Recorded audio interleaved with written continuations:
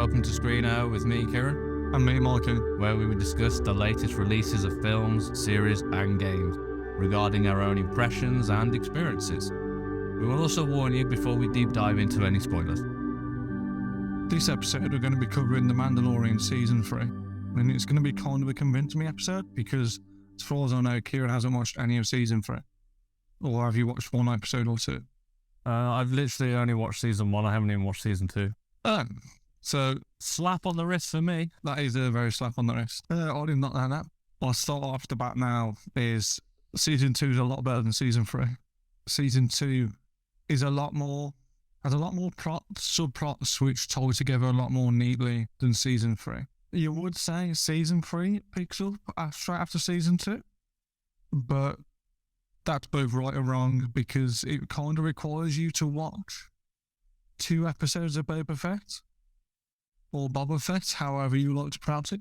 He's the best thing in that show, which isn't his show. Those 2 episodes are some of the best episodes of Boba Fett, but if you only watch The Mandalorian, which a lot of people, like, if you're into Star Wars like me, you probably watch all of Star Wars, but you would be a bit taken out of it. You'd be wondering why certain elements have happened, type of thing. So I won't spoil those certain elements, but that's, again, I can't encourage you enough to watch those 2 episodes of Boba Fett, or sit through all of Boba Fett, because it's not as bad as people say. It's just not as good as the first 2 series of The Mandalorian. Am I right in this assuming that Boba Fett is also a Mandalorian? Yes. Yeah. He is. But in this season, it heavily relies on you liking the other ones. As in, it doesn't introduce many new characters, because this season's just as much as about Bo-Katan that it is about the Mandalorian. If you didn't like her, you're not going to like this season as much. I thought Bo-Katan was, I'm going to get this wrong, but like the Master of the Forge or something? No. So the Master of the Forge is the armourer. The armourer, yeah. And she's been a consistent and good character throughout the entire show, and she still is a good character in Season 3, don't get me wrong.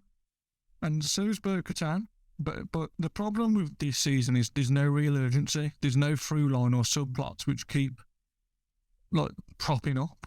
It doesn't know whether it wants to be an Adventure of the Week show, so it decides not to try and do that. But there's also not enough main story points apart from the Mandalorians want to find a home, which happens to, like, they try to resettle on Mandalore, and it's them trying to do that and reunite. I saw an interview with Jon Favreau where he thinks that the Mandalorian should end now, because he says there's just really no other plots or whatever to think of. I know he was just, the way he was saying was like he's kind of enjoyed what he's done, but he's kind of done with it now. It's sort of suggesting that he's got no ideas of where else to take the Mandalorian. Well, the problem is that I feel like this season in particular is like 60% of it is just good or watchable, and the other 40% is like really good, and like he has great action scenes, and there's one episode and it feels like a bit of a spy thriller episode. That one's really good. And like, the better episodes are when it shows more of the Star Wars universe, but it doesn't feel too disjointed and random. Like, people were kicking off about the Jack Black and Lizzo cameo. The cameo itself wasn't that bad, but it felt a bit out of place. Yeah, that storyline felt a bit out of place. That they just went to this out of rim planet to try and find the Mandalorians they were after, apart from that, but like the entire episode isn't like much connected of the grander scale. Is there an episode where basically Pedro's not even in it? Yeah, and that's one of the better episodes. Oh, don't say that. That's one of the better episodes that's the one where it's like, again, like I'll dance around spoilers a bit. That's because it turns into more of a spy thriller, and it's the main point of that is it's set after Return of the Jedi, so it's thinking to yourself, there's this bit between after the Empire's defeated, but we know because of the sequel trilogy films that the First Order come back. Once the Empire defeated, you think, how did the New Republic mess up? How did they fuck up? How did the Darkers or the Sith try and come back again? If they've done a good enough job. So that episode without Pedro in would explore the complacency and how the Empire would slip through the cracks and rise again type of thing. So that, again, even though that's an episode without Pedro and I'm saying, there's no real through line, that's one of the better episodes because it seems to have a focus and it seems to relate more to the grander scale in the bigger picture, in like looking back even more so. Yeah. In hindsight type of thing, where this season really leans on that. You have watched and loved the other seasons, but despite this, has no real urgency until the last 3 episodes. And the last 3 episodes are absolutely great. So I look back like on this time last year, we had like the Obi-Wan show. And the Obi-Wan show like just seemed really tight. There was no real filler. And it just seems like the few of the episodes of this season have been quite filler. If it wasn't for Katie Sackhoff's performance as Bo-Katan and like her being such a major character for this season, and like every episode with her in is like it's a welcome addition. Her presence only like elevates Mando himself, even when like he becomes like a Mr. Magoo and he's like Inspector Gadget in like the cartoons when Penny would save him. Some scenes do seem like that, but he doesn't seem stupid then, especially towards the end of the season. He really holds his own as the best, like, as being the best, like, Mandalorian, like, the warrior type of thing. But, I don't know. It's just, I think it's got to a point where he knows everyone's going to watch it as well. So it doesn't, like, it's, because it knows everyone's going to watch it, it's kind of lost its, they're just not asked. They don't put the same effort in because they know they're going to get the figures. So just save some money here and there or save some effort here and there. I feel like with the writing, not so much like special effects at all or anything like that, but with, I don't know, introducing new characters, there's hardly any new characters introduced this season. There's mainly reoccurring ones. And the reoccurring ones were good, don't get me wrong. There's like a standout villain for one episode, which was really good. But there's another like villain which gets introduced, which is basically is like Blackbeard meets Sam Old Greg from the Mighty Boosh. I say this with all utmost serious, and this is the thing with Star Wars, is like people love it all that like one like piece of Star Wars, and it wouldn't be Star Wars without this. There's one person loves it and the other person hates it type of thing. Like I'm one of a few people who loves The Last Jedi, and I know a lot of people hate it. There's no real like, I think that's the point, like is and I say this on the eve of the new Jedi Survivor game coming out, and I'm really excited for it, is that it's mostly for kids, don't get me wrong, like, I know that.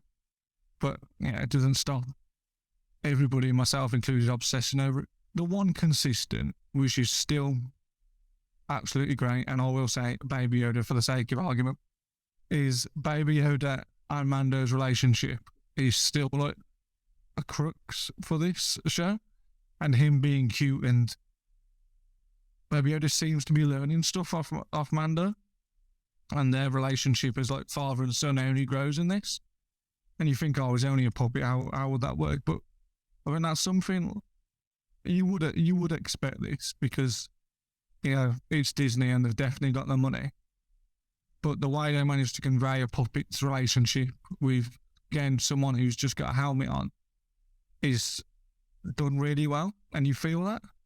So that's quite cute, and it's especially in the last episode. There is some really good episodes.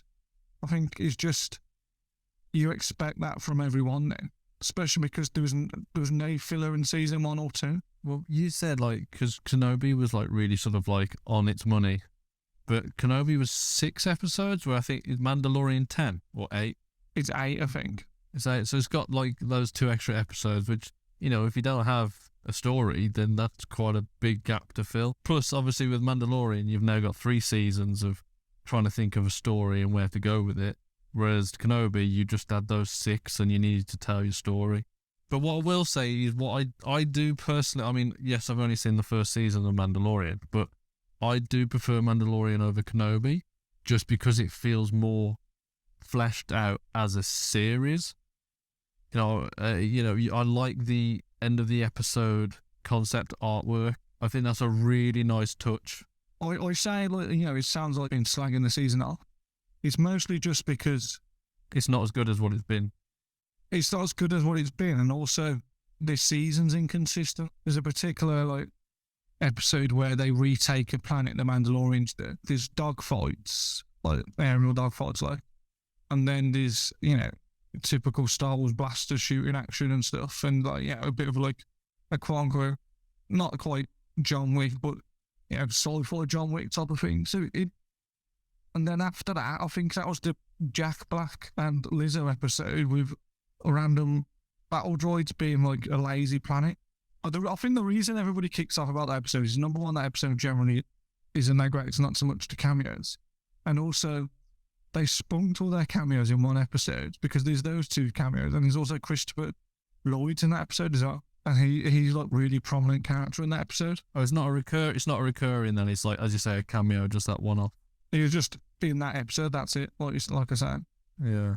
If you're into Star Wars, you've probably already watched it, and I do think it is good. If I had to put it on, if I had to rank the last 3 episodes, I'd put them as our green badge type of thing, at the best strain. But I'll put the whole season as a middle badge, a mid-tier badge. Yeah. Because I say all this, me being I am a huge Star Wars fan. So if you just watch casually, you probably will sit with even less odds, I can only presume. But the acting in it is great as well. So I am generally torn, because Katie Sackhoff really smashes it as Bo-Katan. And what they do in some aspects, they smash this point, is that they try and make it into a bigger universe. In this point in Star Wars, this is the only timeline we've got, apart from Andor and Kenobi, Mandalorian and the Book of Boba Fett. They're the only thing between Return of the Jedi and the sequels trilogy. So they've got a lot of lore to cover type of thing, which is good. Like I said, the Coruscant episode, which is a bit more it's all about politics than Star Wars, but there's a lot of politics in Star Wars. Not to sound all grown up than needs be, but yeah. And there's a lot of fight scenes in it. A lot of there's no lightsaber fight scenes in it, but there is some close to that. So yeah, I'd recommend it. But just watch the last 3 episodes. Don't watch the entire show. I don't know. That's my main takeaway. So you say that season 2 was better than season 3, but is season 1 better than season 2? Probably, yeah. I don't know. Season 1 or 2 are both just as good as each other, I feel. When something happens in season 3, and it makes season 1 and 2, reinforces the idea of how good season 1 and 2 are. I think what makes season 1 so good is it seemed to have adventure episode of the week, but still be quite strong, as a main plot he wants to focus on. But everybody was so wrapped up in it then, because it was so new, I feel. So that helps it a lot. And everybody fell in love with Baby Yoda straight away. Before we get into the juicy spoilers, we'd like to take a moment to thank you for listening to us. And to help further our aspirations, we would forever appreciate it were you to like, subscribe and follow us on your preferred platforms. You can find us on YouTube, Spotify, Apple and Instagram with our handle, The ScreenHour. And if you'd like to participate in an episode, leave your thoughts on what you'd like to see us cover next. Now, time for those spoilers. You have been warned. Spoilers for season 2 and 3 now. So do you know what happens at the end of season 2? I don't know if it's the end of season 2 or the end of season 1. I can't remember now. But doesn't Luke Skywalker pop in and take Grogu somewhere? Yeah, so it picks Grogu up at the end of season 2, and it's because he spends season 2 looking well. Mando ends up trying to look for Jedis to take him back to, his own kind type of thing. They're fucked on the spaceship, and Moff Gideon, the guy Gustav Frank, who plays Moff Gideon from Breaking Bad type of thing, he's got him dead to rights, and then Luke comes and saves him. So that was, at the time, like, the internet exploded then, like, everybody watching it thought it was great, myself included. But Moff Gideon was also the main bad guy in season 1. And he's also the main bad guy in season 3. And by main, I mean, he doesn't turn up until the last 2 episodes. There's no hint of him until the last 3 episodes. So that is what I'm saying. It would have been better considering how big the Star Wars universe is, and they've brought in other characters from the Clone Wars, because Dave Filoni wrote the Clone Wars and him and Jon Favreau wrote The Mandalorian, is they could have brought somebody else back, or they could have wrote a brand new character for it. Yeah, to have the same main villain for 3 seasons, that's a bit weak. I think that's my main problem, and it is that it introduces in one episode I don't want to say villain, like, gives him too much props, but he's only in the one episode. He's this cybernetic. He's almost like General Grievous, and me and Dan, when we watched it, thought he was General Grievous.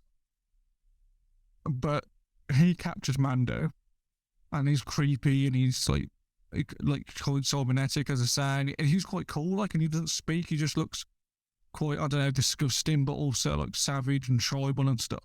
But like, again, robotic. So he's really cool.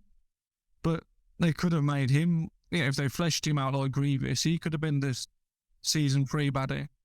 Like, I know there is a guy in the comics who goes up against Vader, and he's like General Grievous meets Admiral Akbar.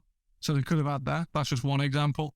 Yeah, so the way you've described that character then, like, General Grievous, like, everyone loved General Grievous. They wanted to see more General Grievous. And the fact that, that I had the opportunity there and then, I don't know, they killed that character off or whatever in that one episode, like, that's a waste. To then bring back that same villain that you've seen for 2 seasons already. Yeah, so this is what I'm saying, is that you see him in like two episodes in season 2, see him in like 2 episodes in season 1, 3 episodes in season 2, and 3 episodes in season 3, where there are only 8 episodes like in each. I'm only so bothered about it because I love it, and it's quite annoying because he did have like such, you can't knock the actor off for bringing bad performances, don't get me wrong, but all this being said now, he has been blown up. It's like his body's blown up. I always say this, his character was also creating clones, so if he comes back again, I will just start watching the show. I think that's like clutch at straws, bringing him back for a 4th season because it was the clone who died. I would be absolutely stamping. I also heard, I don't know if like this is who you're on about, but the guy that played Jar Jar Binks, he's in it, isn't he? Yeah, so the guy who plays Jar Jar Binks, they basically played, not fan service, but gave him like a character which now like redeems him. Redeemed in top of things as much as they could. Gave him a character to play which the fan base loves. He's basically, when Order 66 goes down, Baby Yoda's in the temple, and it's his character who saves Baby Yoda, and like takes in, like, when the clones are attacking. So this Ahmed Best got the actor who played Jar Jar Binks. He, in canon now, again in this episode, Order 66 happens. He picks Baby Yoda up and like saves him. Basically looks after Gorgorilla. But no, he looks after him, saves him, and he has probably like a 10-minute protection him, which again, like you say, redeems him and puts him in the better orders of the Star Wars like fan base. Like. And it's quite nice they've done that, because apparently he got a lot of hate, didn't he? He got like a lot of hate, which I think is bad at the end of the day. Like, yeah, like if you want to hate on Jar Jar Binks, you can hate on Jar Jar Binks, but do not hate on the actor. It's just doing the job, like, and just doing it to the best of his ability. And also, like, that's probably, per his direction, he probably just smashed what George wanted. He hasn't done a bad job. It's just what George wanted at the time. And I don't think he did the voice work for Jar Jar Binks. I think he was like the mocap sort of guy. Yeah, I think you're right. I think he did in the mocap. I've seen pictures of him doing the mocap. Like Sean Gunn does for Guardians. Like, is it Rocket? Yeah, he does the mocap for Rocket, and obviously Bradley Cooper does the boss. Yeah, Bradley Cooper, yeah. So I think there's that. I think there might be that tie over. I'm not 100% certain, but I'm pretty sure there's that sort of thing. But he's the one that got the flack. And I saw like a clip saying, that he was feeling like, really down and depressed about it all. And I was like, oh, that's a bit mean, but he says that now he's had to come back and the fan base has been really supportive and stuff of him. I was like, well, that's good. But it's a shame that, he's only got those 10 minutes to shine rather than, being given something a bit more substantial. But I suppose as you say, in the lore of the whole Star Wars universe, he saved Baby Grogu. Yeah, that's it. Like you say, it was only like 10, 15 minutes, but we felt the same as Baby Grogu. Like, it was quite a big deal in that sense, in the lore sense. That's something, I sounded quite harsh on it at the beginning, like the episode, but we can't get enough is that there is a lot of good Star Wars action scenes in it, and like Star Wars battles. So but again, it just seems like there wasn't a lot of them. Do you get many actual Star Wars battles, like out in the space and stuff and shooting with your ships? Yeah, there's probably two or three scenes in this season, like good scenes. This is what I'm saying, is like there are really good action scenes, but it seems to be those all at the end. And don't get me wrong, I think that's part of like storytelling and finales and such. But yeah, it just seems to be most of it, all the memorable scenes are at the end of the season.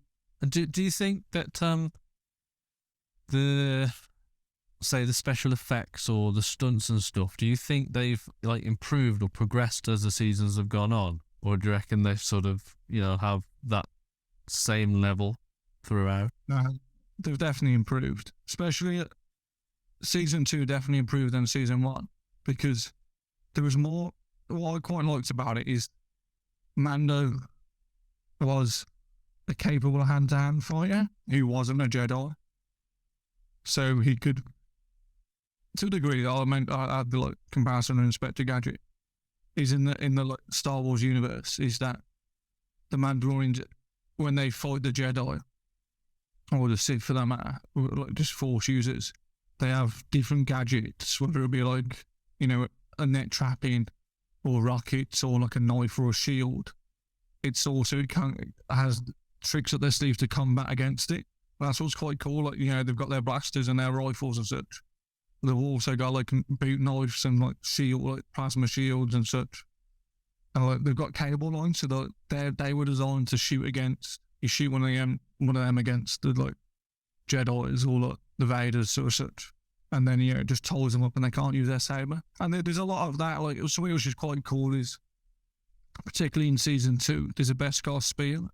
And Beskar, if you've watched season 1, you probably already know this, but it's metal and alloy which stands up against a lightsaber. So other metals get cut, but Beskar doesn't. Yeah. So there's a Beskar spear in season 2, and there's a good fight scene with the spear against the dark saber, and that's cool. Against the lightsaber. Again, he meets up with Ahsoka in season 2, and that's a really big character of Star Wars lore. It was, yeah. She's getting a new show, her own show soon, isn't she? Yeah, Ahsoka gets her own show in August. So the Ahsoka TV show is going to be set during the same time as The Mandalorian, or just after the current season of Mandalorian. So it's set before the sequel trilogy. Again, there was no. I don't envy the writers at all, because I can't get wrong, I'm sitting here and criticising it a bit, but it's so hard to give the fans a new character they're going to love just as much as the old one. So sometimes it's easier just to introduce an old one, but you don't want to lean on that too much. So I'm glad they never reintroduced Ahsoka this season, especially because she's got a show of her own coming in a couple of months. I just feel like they could have, again, written Dave. I'm sure Dave Filoni could have wrote another character just as good as Ahsoka. I think what's the thing for Star Wars is that, as you just said there about bringing in new characters, it's not like Marvel, where if they want to bring in a new character, there's a whole backlog of comic books to look back on. They don't need to invent anyone. So they know there's going to be some level of a fan base for the character that they create. Whereas in Star Wars, there's no backlog of characters as such. I'm sure there's some comic. That's the problem, is that there's not the same amount as a Marvel, but there is. So when Disney took over, they got rid of all the books which were written and all the comics. So yeah, obviously Star Wars been going since the 70s. So there's been comics been written since the 70s on Star Wars stuff, but those got deleted from the canon when Disney brought it. But they're in their own legends type of thing. Yeah. But because that's not in canon, now you can just reintroduce them. But my point is that it's probably harder for them to create a new character and like fully invest, like throw everything at this character, hoping the audience likes them, because there is no sort of fan base for that character yet because it hasn't been created. So I think, especially Disney, where at the moment they seem to be throwing all their money into things that they know are surefire things, to bring in a new character that they've sort of got no background information on and stuff, to hope that they hit the ground running, it seems like a big risk for them. So that's maybe why they're trying to use what characters they do have. Yeah, I think I agree with that for the most part, but like I say, they've got 7 seasons of the Clone Wars. They could have nicked someone else from, because they've done that with Ahsoka, and they're going to do it even more so, or just write someone brand new. But they've done it with Bo-Katan. Bo-Katan's from the Clone Wars, and she's great. It's just they could have done it even more so. Again, I can't emphasise enough that Bo-Katan, for me, she was like the saving grace of this season, because she was great. Katie Sackhoff playing, she really proves herself as a charismatic leader, and that carries a lot of weight, because that's what they tried to push, in wrestling terms. They tried to push her as the baby face, and for me, it worked. It really did. And I know, for a lot of fans, it didn't, but for me, it did. Whenever she was on, she did exposition, in an interesting way. I think she told stories about the general lore and universe. It was done in a way which wasn't boring or rushed or, not during combat. I don't know. She done it really well. Again, I don't know if this would have been too hand-fisted, especially because it only finished last week and Jedi Survivor's coming out this week. They couldn't have even had Cal in this season. Oh, that would be an interesting show. Cal Kestis is in the canon, and don't get me wrong, what's the timeline for Cal? Well, yeah, you see Beta, don't you? So, well, this is the thing, that's what I was going to say. The only problem if you do that, and again, I always say about this, is if there's another game after this one which comes out tomorrow in his trilogy, then he's safe, because Kieran says there's a timeline.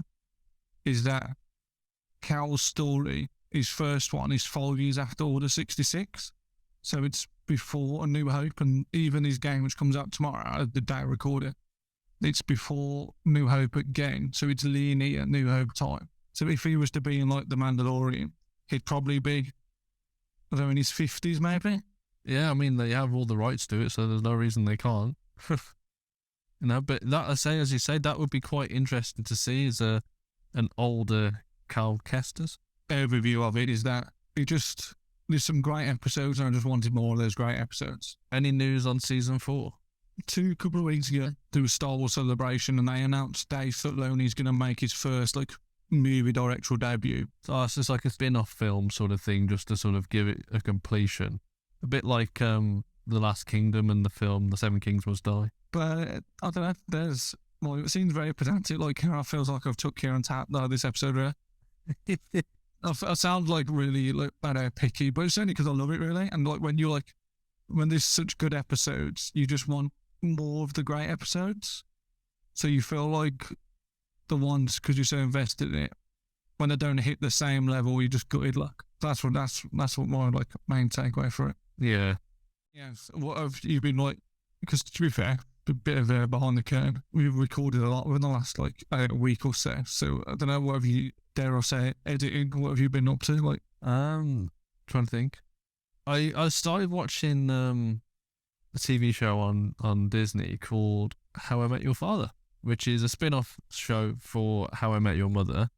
And I wasn't overly intrigued about it, whatever. I was like, oh, great, that's another cash grab running off the same name. It's going to be shit.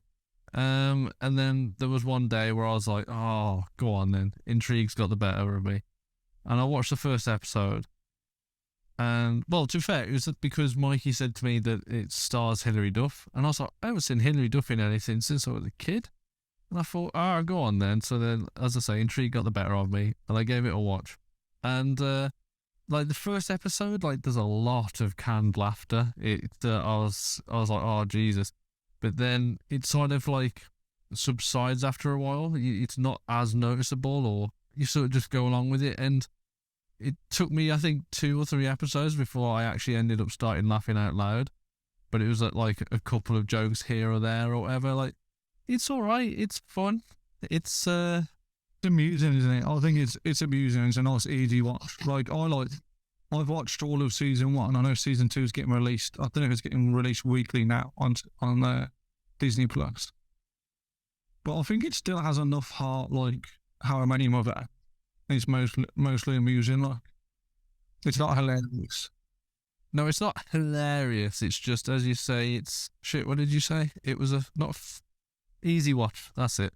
There's an easy watch, lots of things. It is just an easy watch. I've just got the final episode, the finale episode of season 1 to watch. Well, don't get me wrong, like, it's quote unquote stars Hilary Duff, but all the characters are pretty likable. But if they are annoying, which, like, it's because, you know, that bit's also semi-amusing when they're annoying. What I think's funny as well is that the original cast was all white straight people, whereas this new cast, you've got all the different ethnicities and all the different sexual orientations. For what it's worth, like, I think that really, like, construes positive and shows how much, like, I don't know. I mean, like, when you look at it from the outside in, it's like, oh, look, another woke movement.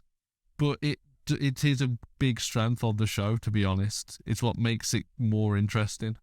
Oh, it definitely makes it more interesting. I agree with you there. But, like, in hindsight now you say one of the funniest observations, really, and, like, Barney is probably the best part of How I Met Your Mother, like the original. But he's, like, probably the most prominent, like, great gay man in Hollywood who plays the most straight guy on TV in the early 2000s. Like, yeah, I know. But tell what I kind of like and don't like in How Many Fathers is that the British guy is just good looking and dumb. Like, it's quite, I don't know.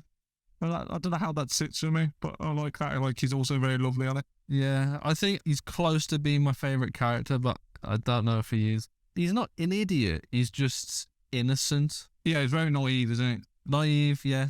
So, yeah, that's quite good. I tell you what, I've been watching. I've watched, like, an episode and a half of it, and it is great. And I very loosely know the original story, but it's had Stephen Knight's take on it from Peaky Blinders and everything else, which seems to be good, which is British nowadays.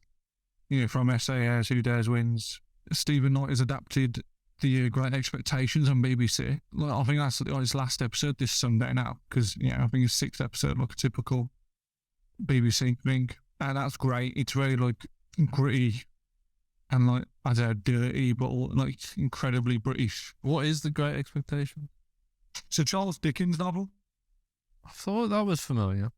It's about this young boy who is from the marshes, who's quite poor, and for, like, a bit of an experiment, this old mad woman played by Olivia Colman, like everything else she does, absolutely, like, smashes it. She's like this creepy old woman, and for an experiment she starts teaching him to be a gentleman, and, like, he's quite a bright young kid anyway, but she teaches him gentleman ways and such, and gets him to fall in love with her adopted daughter. Sounds like grooming. Well, it almost is, which makes it quite weird and creepy, like I say. And then they fall in love with each other, and then as they fall in love, Pip then moves to London, and he then gets crooked by the Big Smoke, good old London. I don't want to get into it more than that, but it feels like a Peaky Blinders thing, but Great Expectations in a good way, in the best, like, you know, it's very evident it's from Stephen Knight, but anything from Stephen Knight is... So is it set in the Victorian era? Yeah, it's set in the Victorian era, yeah. Oh, that's good. I do like Victorian era dramas. It's good to have another good BBC drama. Don't get me wrong, I know they do a lot of good ones. Yeah, they've had SAS, then had Happy Valley. I know a lot of people like that Gold Show, which is probably on my list, like, you know, on my real long list. I like The Bodyguard, but then Netflix brought it, and apparently it's a Netflix original now, even though it was created by BBC, but whatever. Probably Netflix. I don't know how they get around that, because you are right, because it's, it's definitely BBC. Maybe it's a Netflix originally in the US, how their fucking law system works. I don't know. Oh, that could be, yeah, that's a good shout. But this one in particular just feels, it's like pace, everything seems to have purpose. Well, they've only got 6 second episodes. We don't do 7. We can only count up to 6. On the BBC, we can only count up to 6. But no, I recommend watching that. No, that's the episode, really. So thank you for listening, as always. Yeah, we appreciate it, as always. Look after yourselves, take it easy. And we'll see you when we see you. See you later. Bye.